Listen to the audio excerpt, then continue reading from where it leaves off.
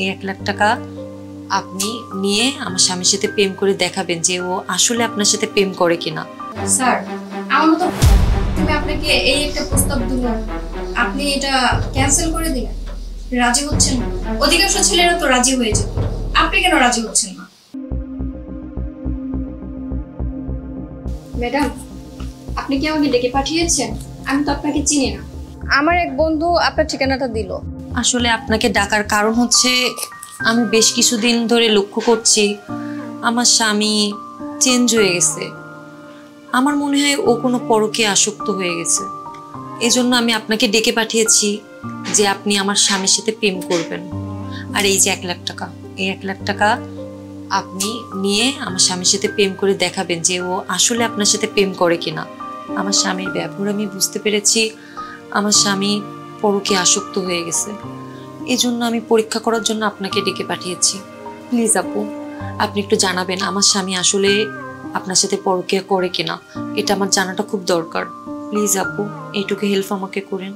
ঠিক আছে ম্যাডাম, আপনি কোনো টেনশন করবেন না, আমি অবশ্যই আপনাকে জানিয়ে দিব। ঠিক আছে।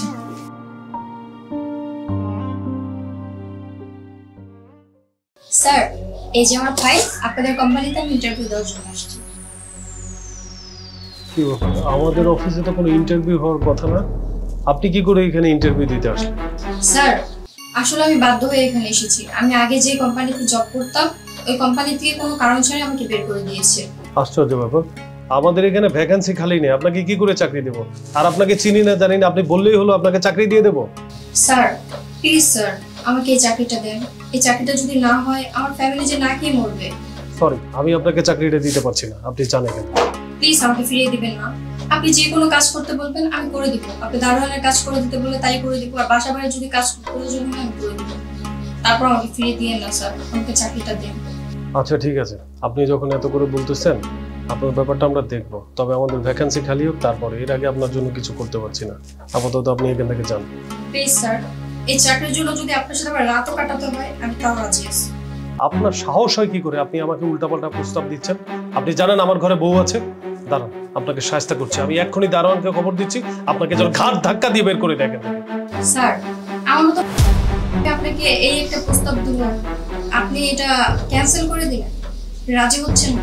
অধিকাংশ ছেলেরা তো রাজি হয়ে যেত, আপনি কেন রাজি হচ্ছেন না? দেখুন, আপনাকে আমি বুঝিয়ে বলছি, আমি বিয়ে করেছি, আমার বউকে আমি অনেক ভালোবাসি। আমি আপনার কোনো ধরনের খারাপ প্রস্তাব নিতে পারবো না, প্লিজ আপনি এখান থেকে যান। আপনাদের মতো মেয়ের দিকে আমি ভালো করে তাকাইও না, আর আমার লজ্জা লাগছে যে আপনি এখানে বসে আমাকে খারাপ প্রস্তাব দিচ্ছেন। আপনি দয়া করে এখান থেকে যান। স্যার, প্লিজ স্যার, একটাবার ভেবে দেখেন, আমার সাথে এরকম করবেন না। আমি তো প্রথমে ভেবেছিলাম যে আপনাকে এখানে ভ্যাকেন্সি খালি হলে একটা জবের ব্যবস্থা করে দেবো, কিন্তু আপনার চরিত্র যে এত খারাপ, আপনাকে কোনোভাবেই আমাদের অফিসে জব দিতে পারবো না। প্লিজ আপনি এখান থেকে যান। আরে নীল, তুমি এখানে? তুমি অফিসে কি করছো? আমাকে তো বলে আসবে নাকি? সরি মেঘ, আসলে কিছুদিন যাবত তোমার ব্যবহারে আমি বুঝতে পারছিলাম তুমি পরকে আসক্ত। এজন্য আমি আজকে 1 লাখ টাকা এই মেয়েকে দিয়ে পরীক্ষা করতে পাঠিয়েছি যে তুমি আসলে পরকে আসক্ত কিনা। কিন্তু আজকে আমার ধারণা ভুল হয়ে গেছে। কি, তুমি আমাকে পরীক্ষা করছিলে?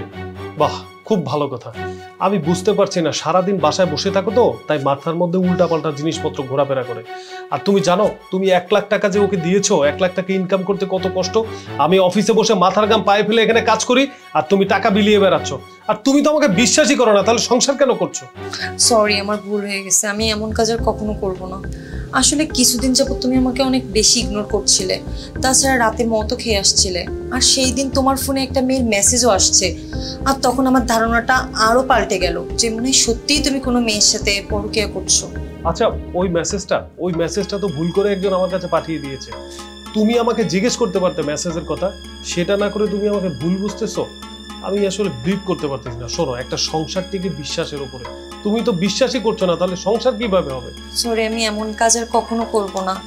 আর এখন থেকে না, আমি সত্যি তোমার লক্ষ্মী বউ হয়ে থাকবো, তোমার সব কথা শুনবো, আর খুব ভালোভাবে আমাদের সংসারটা আমি চালাবো। আচ্ছা আচ্ছা, ঠিক আছে, বুঝতে পেরেছি। আজকে না তোমার বান্ধবীর জন্মদিন, যাও বাসায় গিয়ে রেডি হও, আমি কাজটা সেরে আসতেছি। ঠিক আছে, আসো।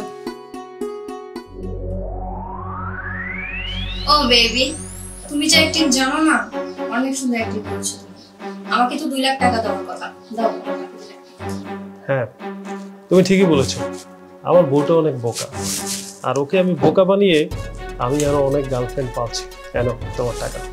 ভালোই হয়েছে, তোমাকে আমি আগেই ফোন করে জানিয়ে দিয়েছি, না হলে তো এই 2 লাখ টাকা আমি পেতামই না। আমি টাকার জন্য সবই পারি, তুমি তো জানো। আর যে কোনো কাজে তুমি আমাকে জানাবে, আমি টাকার জন্য সব কিছু করি। ওকে, এখন তুমি আসো। ওকে বেবি, তাহলে আসি, বাই।